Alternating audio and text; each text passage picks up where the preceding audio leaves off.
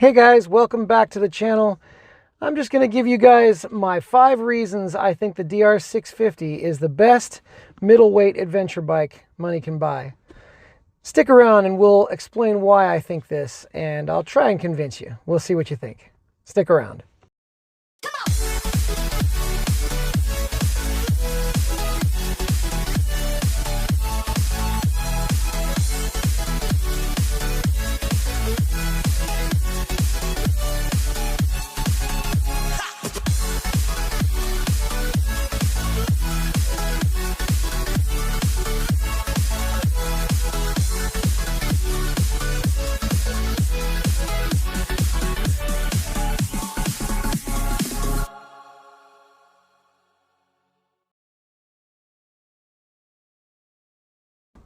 Okay, reason number 1 on the DR650 is going to be simplicity. Because this thing is the dinosaur that it is, it's very simple to work on. You have got a gravity feed fuel system with a mechanical carburetor, no fuel injectors to plug up or fail, no fuel pumps to fail or plug up. It's really something that's very, very simple to repair and fix on the side of the road with a simple carburetor rebuild kit that you can carry in your bag. Something like that makes a huge difference to me when you're in the middle of nowhere. All the other parts of the bike are the same way. You know, it's air cooled, there's no water pump. There's all kinds of reasons why this bike is going to be extremely reliable and or easy to fix because it is old style, it's old fashioned. And yeah, you don't have the electronic ride modes, but come on, who really needs that? It's just something to brag about, in my opinion. I've got 12 ride modes. Well, I've got one ride mode. It's my wrist. It's my throttle hand. And as far as I'm concerned, that's all I need.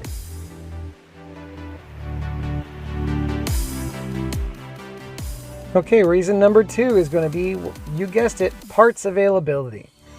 All right, one of the reasons that I chose this bike, another reason, is that this thing has been made forever the same way, and there's a million manufacturers that make a million things, everything from fairings to gigantic oversized gas tanks, wheels, tires, engine mods, exhaust systems, bars, dash systems, all kinds of cool stuff for these things. It's almost endless what you can build or modify or install on the DR650 just simply because it's been around forever.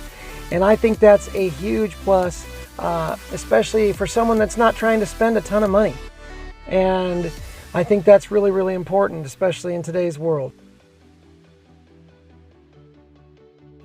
Okay, that brings us to reason number 3, cost.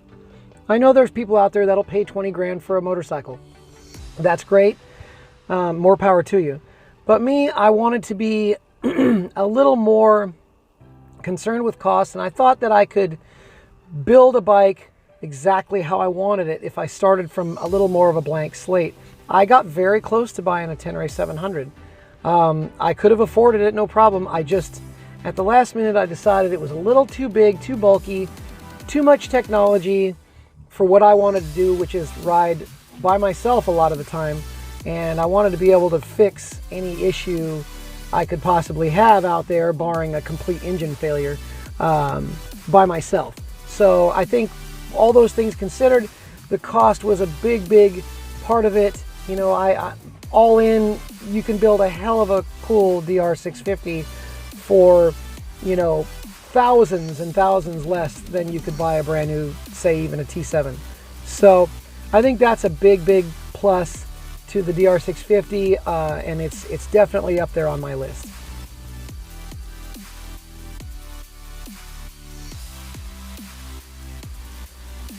Okay, number 4, you know what it's going to be. It's weight.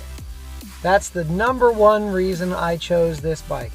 With a wet weight of 366 pounds for something that can cruise 80 miles an hour on the highway without any trouble all day long, you're not going to find really any other bike that can do that at that weight, not comfortably at least. Some of the small 300s that are new with the 6-speed transmissions, they can do it, but they're screaming their guts out even still.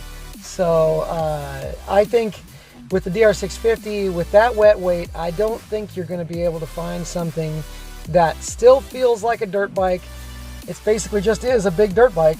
You know, has decent suspension, has good reliability, all of the above. To me, weight was a very, very big factor. I didn't want to be getting stuck in ruts that I couldn't lift the bike out of and things like that. And that was a big one there for me versus the Tenere.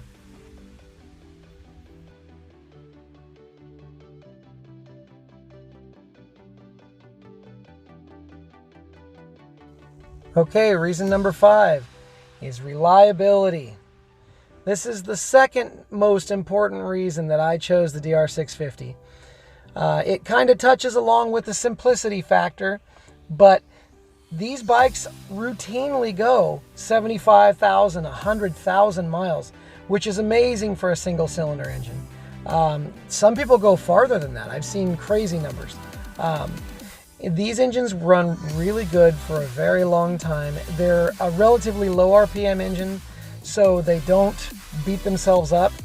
Even doing 80 miles an hour, you're probably, if you've got it geared right, you're only tacking maybe 5,000 or 6,000 RPM tops. So it's really just kind of chugging along. It's not quite as good on the highway as the KLR 650, but it's a much lighter bike, a much smaller and more nimble bike. Less like a big fat BMW and more like a big dirt bike, if that makes sense.